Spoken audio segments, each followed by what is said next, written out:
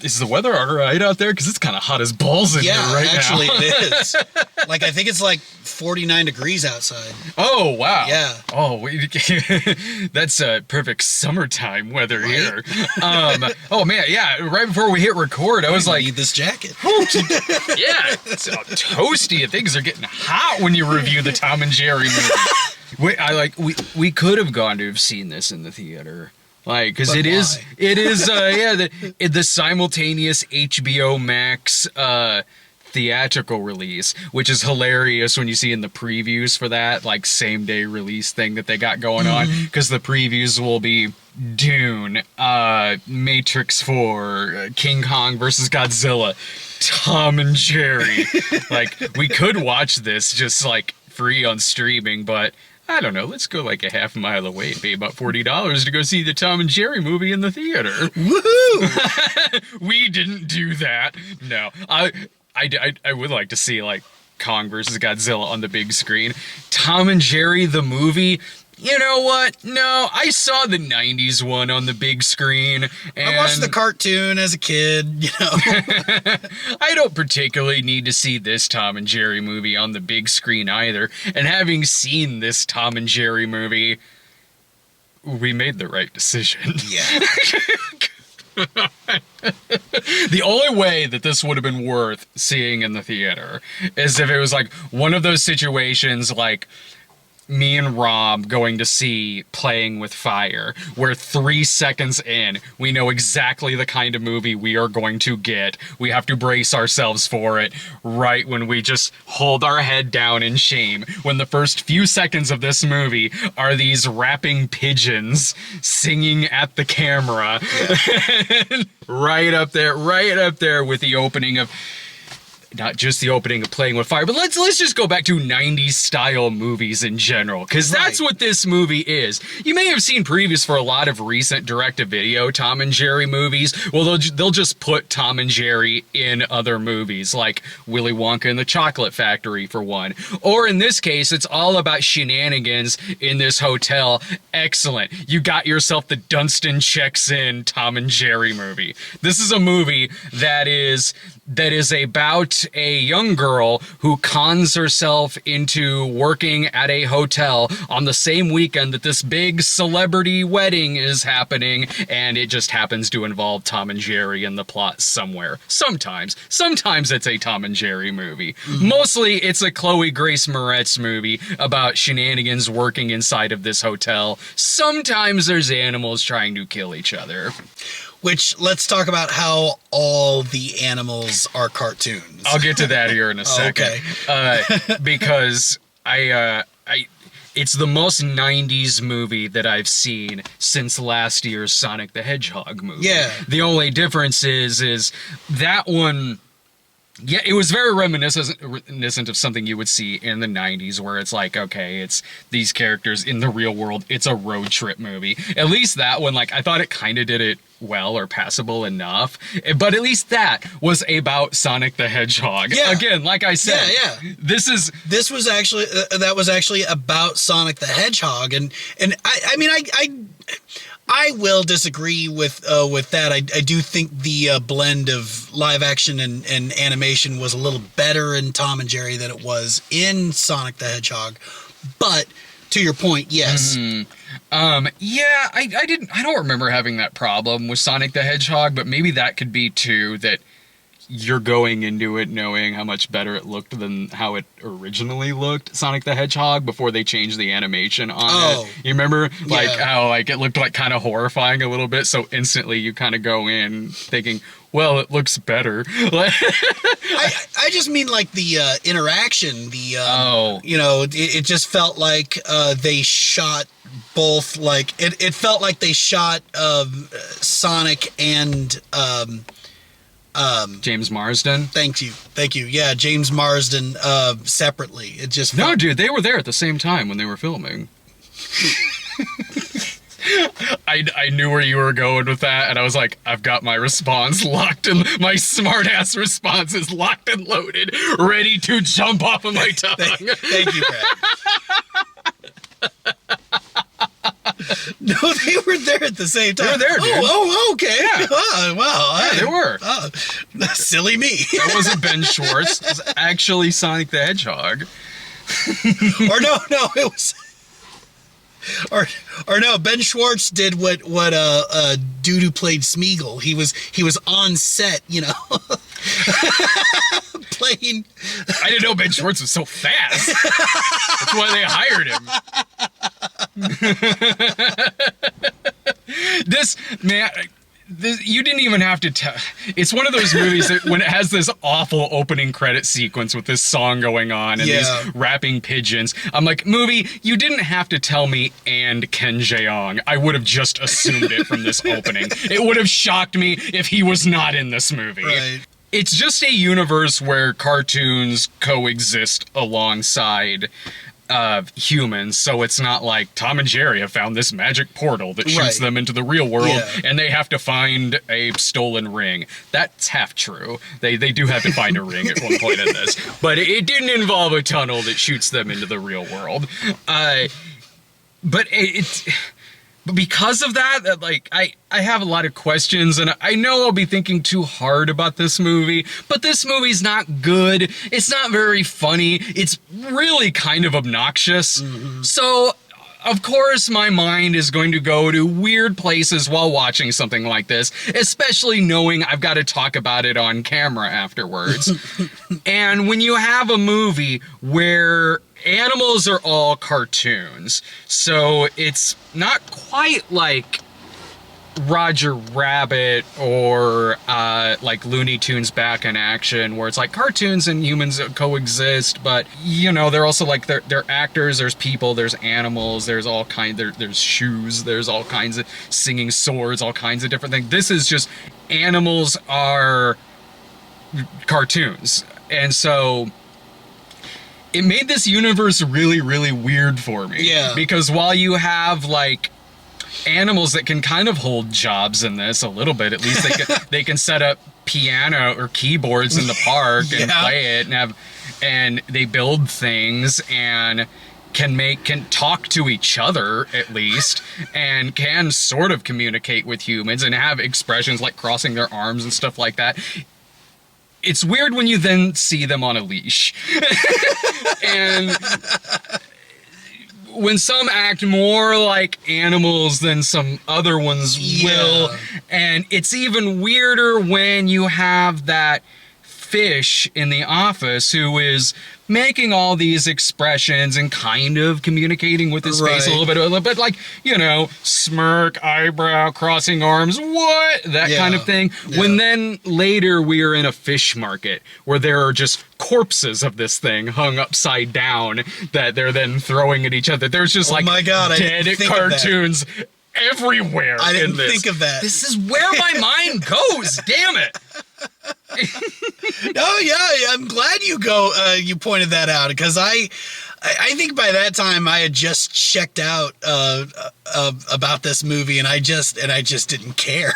Oh no, I didn't care really. I just thought that like this is the kind of thing you should have just completely done not live action, completely just done as an animated movie. Yeah, because like as this hybrid, everything about this movie is so freaking dated. This movie is more 90s than the actual 90s Tom and Jerry movie. Yeah.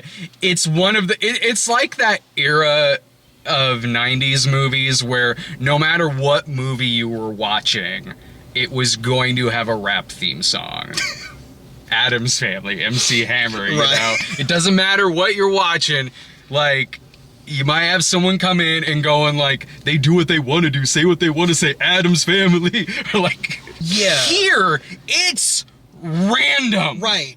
Like they just put a song in during an action sequence, not really for any contextual reason other than, oh, this is a really popular song, let's put it in there. Dude, oh yeah.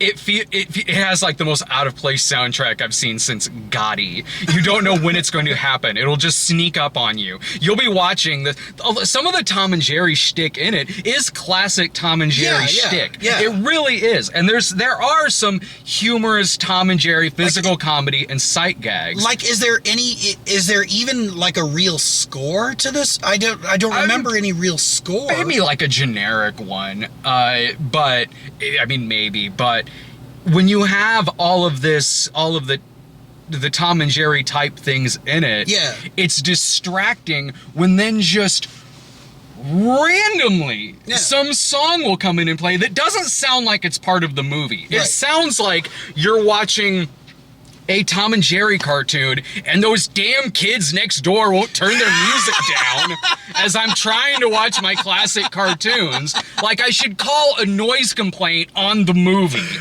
Like, it was so distracting. I'm kind of with you, though. That's funny.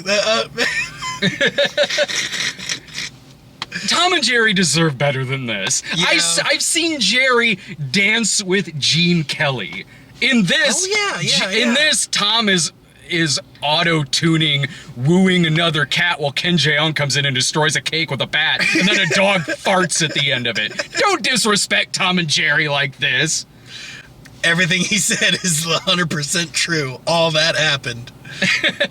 All of that happened. Yeah. Again, like, go back and watch, like, those classic cartoons and the imagination that they put into the rampant cartoon violence in them that's just glorious to this day. Not this movie where you have a guy standing there going, the skateboard has Wi-Fi? Why the fi not? Oh, God. Yeah. And by the way, let's talk about some of these characters. That's a good segue into some of these characters. Like Ben, who... Colin Jost. Has all of the dad jokes. All of the dad jokes. Their opening scene, they're bringing in the dog Spike, and you... he just looks at the concierge and says, "Oh, sorry, he's a little animated." Get out of here, movie. Jesus Christ. Like, stop. I don't like this. Don't like this. Don't like this one bit. Yeah, man, I'm with you. It's one of those, like, there were times when I kept forgetting Tom and Jerry were in it. Yeah. Like, it would get so focused on Chloë Moretz and this wedding. It's kind of like you're watching, like, one of those Bollywood movies where it's like you go into it, but it's mostly about a wedding. Oh, okay, yeah. And every now and then an action movie might happen. like when we went to go see the Tollywood movie Zombie Ready, where it's like, this is mostly about a wedding. Oh, there's the zombies. Right. It's kind of this. Actually, yeah, you're right. Right. I mean, it's your standard kind of stock characters for a movie like this. Again, you got the spunk. I've already seen a Tom and Jerry movie where the main character was a spunky girl. Right. The one from, at least, I mean, I'll say that. Here's a few nice things I'll say about it. At least it didn't get weird and have them talk all the way through it like the one from the 90s did. Yeah.